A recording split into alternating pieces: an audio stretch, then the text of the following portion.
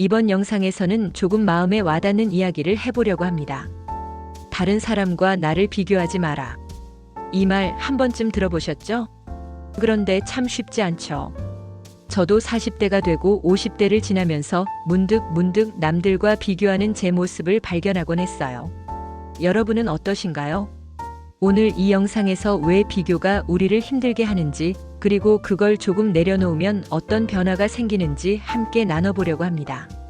나이가 인생 중반이 되면 인생에서 어느 정도 자리를 잡았다고 생각하잖아요. 그런데도 비교는 끝나지 않죠. 동창회에서 걔는 아직도 저렇게 잘 나가네. SNS에서 저 집은 어떻게 저렇게 잘 꾸몄지? 하면서요. 저는 얼마 전 옆집 아주머니가 새 차를 뽑았는데 괜히 제 오래된 차가 눈에 밟히더라고요. 왜 그럴까요? 사실 나이가 들게 되면 비교의 이유가 젊었을 때랑 좀 달라요. 20대 때는 꿈과 목표를 놓고 경쟁했지만 지금은 내가 살아온 인생이 충분히 괜찮았나 하는 확인을 받고 싶은 마음이 커지는 것 같아요. 자식 키우느라, 부모님 모시느라, 회사에서 버티느라 열심히 달려왔는데 문득 내가 좀 뒤처진 건가 하는 생각이 드는 거죠. 여러분도 그런 순간 있으셨죠? 그런데 이 비교라는 게 참 무겁습니다. 예를 들어 제 친구 중에 사업으로 성공해서 해외여행 다니는 사진을 올리는 애가 있어요. 저는 그걸 보면서 나는 뭐 했나 싶다가도 사실 그 친구가 얼마나 힘들었는지 모르잖아요. 겉으로 보이는 건 그 사람 인생의 하이라이트일 뿐인데 우리는 그걸 내 전부와 비교하곤 하죠. 특히 나이가 들면 어깨에 얹힌 게 많잖아요. 자식들 결혼, 부모님 건강, 은퇴 준비.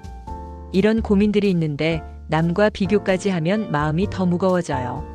저는 예전에 동기 중에 승진 빠른 친구를 보며 괜히 주눅 들었는데 나중에 알고 보니 그 친구도 밤늦게까지 일하며 힘들어했더라고요. 결국 다들 자기 몫의 짐을 지고 가는 거예요. 그럼 어떻게 해야 할까요? 저는 요즘 이렇게 생각해요. 내 인생은 내 속도로 가는 거다. 남들보다 느리다고 해서 잘못된 게 아니에요. 제가 아침에 커피 한 잔 마시며 창밖을 보는 그 시간이 누군가에겐 화려한 해외여행보다 소중할 수도 있잖아요. 작은 습관 하나 바꿔보는 것도 좋아요. SNS를 덜 보고 대신 책을 읽거나 가족이랑 밥 먹으면서 수다 떠는 시간이 늘었죠. 그러다 보니 남이 아니라 나한테 집중하게 되더라고요. 여러분도 한번 해보세요. 내가 지금 잘하고 있는 한 가지를 떠올려 보는 거예요. 나는 매일 운동을 했다거나 회사에서 꾸준히 버텼다 같은 거요. 그럼 마음이 좀 가벼워져요. 긍정 심리학이라는 걸 조금씩 배워가며 깨달은 것도 있어요. 이건 쉽게 말하면 내가 잘하는 것, 나를 행복하게 하는 것에 집중하자라는 거예요. 예를 들어 남들보다 느리다고 해서 내 인생이 잘못된 게 아니라는 거죠. 내가 아침에 커피 한 잔 마시며 창밖을 보는 그 시간이 누군가의 화려한 해외여행보다 나한테는 더 소중할 수 있어요.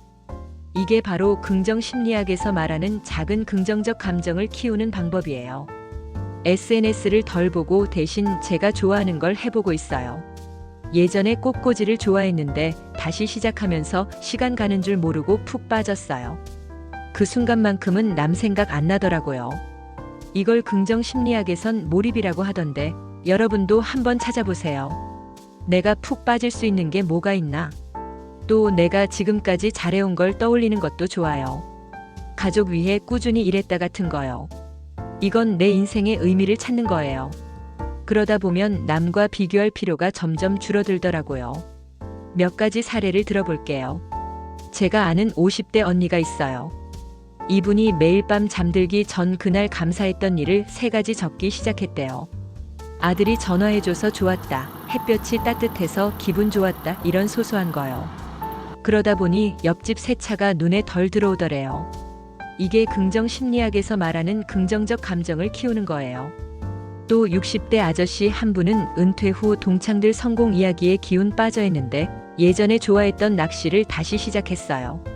물가에 앉아서 낚싯대 들이우는 몇 시간 동안은 온전히 자기만의 세상에 빠져들더래요.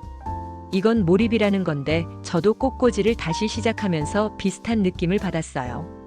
마지막으로 40대 직장인 친구는 승진해서 밀려서 동기랑 비교하며 힘들었는데 주말에 아이들과 공원에서 자전거 타는 시간을 가지니까 내가 열심히 산 건 가족 때문이야 라는 생각이 들더래요. 이건 내 인생의 의미를 찾는 거죠.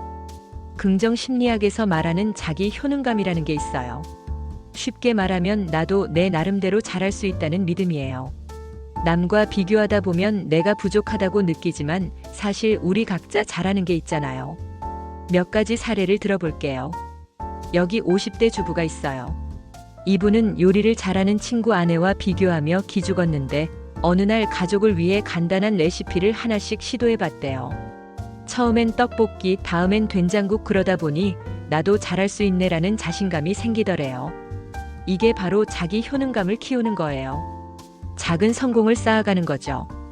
또 60대 아저씨 한 분은 은퇴 후 동창들이 여전히 바빠 보이니까 주눅 들었는데 동네 산책 모임에 가입해서 매일 5,000보 걷는 걸 목표로 삼았어요.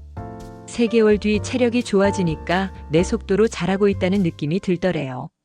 긍정 심리학에서는 이걸 몰입이랑 연결짓기도 하던데 중요한 건 내가 잘하는 걸 찾아서 조금씩 해보는 거예요. 여러분도 한번 해보세요. 감사한 일 3가지 적어보기, 좋아했던 취미 다시 꺼내보기, 가족이랑 소소한 시간 가져보기. 그러다 보면 남과 비교할 필요가 점점 줄어들 거예요. 나이가 들수록 남과 비교할 시간에 나를 좀 더 챙기는 게 낫지 않을까요? 인생은 마라톤이지 단거리 경주가 아니니까요.